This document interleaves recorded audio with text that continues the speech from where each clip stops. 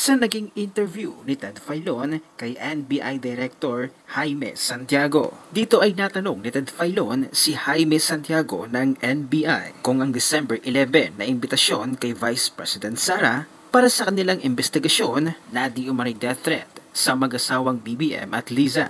Ay ito na ba ang huli o masusundan pa ng another invitation para kay Vice President Sara? Dito ay nadulas si NBI Director Jaime Santiago. Depende pa daw kung mayroong pasabi ang first. Pinutol niya ang first at ginawang Vice President Sara. Suspetya ng DDS, First Lady dapat ang sasabihin ni NBI Director. Pero muntik na siyang madulas. At ang kanilang hinala, ang nag-uutos lamang sa NBI na imbestigahan si Vice President Sara ay walang iba kundi ang First Lady. Abangan ang buong detalye sa buong video. Kahit nga nagbigay na ng report ang Commission on Audit na malinis, walang korupsyon ang Office of the Vice President. Katunayan nga niyan, noong Deputy Secretary pa si Vice President Sara, unmodified opinion din ang naging audit findings ng Commission on Audit. At ngayong araw din, inilabas mismo ng Commission on Audit ang kanilang report na malinis talaga ang Office of the Vice President. Nakakatawa lang na ang mga loyalista at kakamping ay hindi naniniwala sa report ng COA. Ang sabi nila, nabayaran na daw si COA ni Vice President Sara. Grabe, hindi na talaga kayo makatanggap ng katotohanan. Hindi impeachment complaint ang dinala sa Kongreso. Ito ay kumpol ng mga papel na walang ibang layunin kundi yurakan at dapurakin ang dangal at pagkatao ni Vice President Sara Duterte. Ang mga tauhan at guro ng DepEd, Office of the Vice President at buong pamilya at angkan ng mga Duterte. It is a rabid vilification campaign material written and fashioned in the modes a propaganda blitz of the communist makakaliwang grupo and their front organization and mouthed by the Makapayan Bloc and Evil Society. The words, adjectives, adverbs, syntaxes, and prose by way it is written is reminiscent of captured makakaliwang grupo propaganda materials by the elements of the AFP in the Whole of Nation campaign of the NTF-LCAC, where Vice President Inday served as co-chairperson from June 30, 2022 up to the time she resigned as member of the Marcos Jr. Cabinet.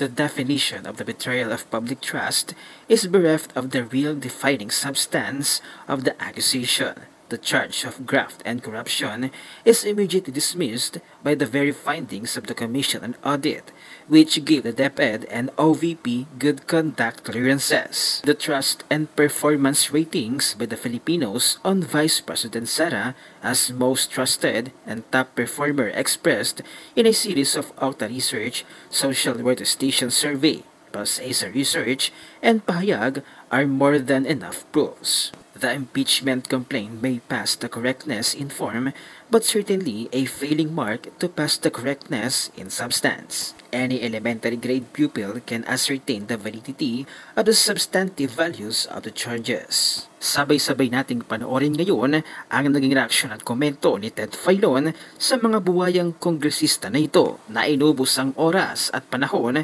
kakahiring sa Office of the Vice President. Gayong ang kanilang pag-o-audit ay trabaho naman na talaga ng Commission on Audit o ng COA. At kung may lumabas na Notice of Disallowances, ay hindi pa naman yun ang final na hatol ng COA dahil binibigyan pa ng panahon at palugit ng COA ang Office of the Vice President para magpaliwanag. Dito napahiya sila Joel Chua at ang iba niyang mga buwayang kongresistang mga kasamahan sa Quadcom na pinangungunahan agad ang COA. Narito ang banat ni Ted Filon, panoorin natin. Pagpapaliban dito po sa naturang supposed to be po imbitasyon kay VP Sara, ito hubang December 11 na inyo pong itinakdang imbitasyon ad testificandum ay huli na po ito kung sakasakali po o meron pa hong palugit na isa pa? Depende po sa mangyayari sa December 11. Kung mayroong pasabi again si Vice President at justifiable ang reason niya sa pag hindi pagdalo, maaaring pagbigyan pa uli namin. So balit, kung dadating ang December 11, ni ho, wala kaming matanggap. Sino ba nagsimula nito? Tama. Kayo nagsimula nito eh. Tama. Committee on Accountability, kayo nagsimula eh. Sa akin lang ha, sa mga congressman ngayon. Kila Congressman Joel Chua, lalo na po ang kanyang pinamumunuang komite ay Committee on Good Government and Public Accountability. So tayo naman trabaho lang. With respect sa impeachment, wala naman po akong alam pa doon. Alam. So, hindi ko po alam. Wala po akong idea sa impeachment. Basta tayo, ginagawa lang po natin yung trabaho. Bakit ho ba ang impeachment process ay nasa ilalim po ng Article 11, Accountability of Public Officers. Opo, ito po specific na naandoon sa artikulo ng pagpapanagot sa mga opisyal ng bayan. So, ang akin po lamang dito, sa lahat po ngayon mga nagsasabi, pati sa kanilang SecGen, na sinasabi na ngayon ang amin na lamang remaining session days ay 8 na lang. Ang binabanggit po dito 10 days lang, di ba? Upon receipt ng tanggapan po ng speaker. Yan po mga usapin na mga numerong yan ay pawang ministerial lamang basically. Hindi nangangahulugan na uubusin mo yung 10 days. Di ba? Maaring pag sumite sa speaker's office, agad niya nang isasabihin sa Committee on Rules, i-calendar nyo na yan. Within 3 days, session days. Para na ma-refer sa Committee on Justice. Purely ministerial. Wala ka pang desisyon na gagawin dyan. Yung pong form and substance niyan, hindi sa kanila yan. But basically po ngayon, sa mga nagsasabi po, na kesyo apot sa oras, kesyo mag-e-eleksyon, kesyo ganire, kesyo ganoon, sino ba nagsimula nito? Sino ba nagsimula nito? Kayo nagsimula nito eh. Di ba? Committee on Accountability, kayo nagsimula eh. Lumabas yung, bagamat ito po, sigurado ako ang depensa dito, yung pinagbabasihan yung committee report na yan, hindi pa final yan, tama? Committee, COA pa lang yan eh. Tama. Yan pa lamang ay memorandum Hindi pa final. na sinasabi na meron kang dapat ipaliwanag. Binibigyan pa ng sapat na panahon ang tanggapan ng Vice Presidente na magpaliwanag. At yan po ay hindi pa nga itong umaabot sa deadline. Tama. So pagkatapos niyan, papalik pa yan sa Commission and then Supreme Court. Yan po ang depensa dyan. Ang inyong sinasabi na yan, na COA report na yan, memorandum na yan, hindi pa yan final. Correct. Agree. Di ba? Imagine mo, magpa-file na sila ng impeachment. Mismong COA nga nagsabi na hindi pa final. Ino-audit pa, nasa proseso pa ng pag-o-audit. Tapos atat silang, di ba, magpa-impeach ka VP Inday. Grabe. Talagang natatawa na lang akong mga lods kasi imagine mo, hindi pa nga tapos ang COA report, di ba? Ina-assume na agad nila na may anomalyang nangyari.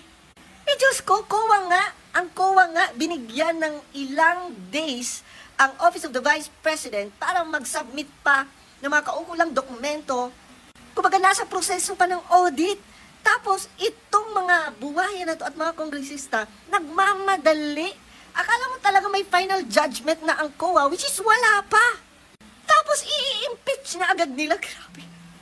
Talagang halatang mo talaga mga lods no, na gusto talaga nilang, di ba? Gusto talaga nilang tanggalin si VP Inday Sara sa gobyerno. Nakakalungkot lang kasi si VP Inday Sara binoto yan ng sambayan ng Pilipino. Bakit nyo tatanggalin? Sa tingin niyo ba mga kasweet, magtatagumpay kaya sila na maipasa ang impeachment laban kay Vice President Sara at mapatarsik si Inday Sara sa kanyang pwesto sa pagka-Vice Presidente? Dahil kapag nangyari na mabasura lamang ang impeachment complaint laban kay Vice President Sara, pagtatawanan lamang ang mga kakamping, dilawan at loyalista. Ano ang inyong opinyon? Huwag nang kalimutang i-share ang video na ito, mag-iwan ng comment at like.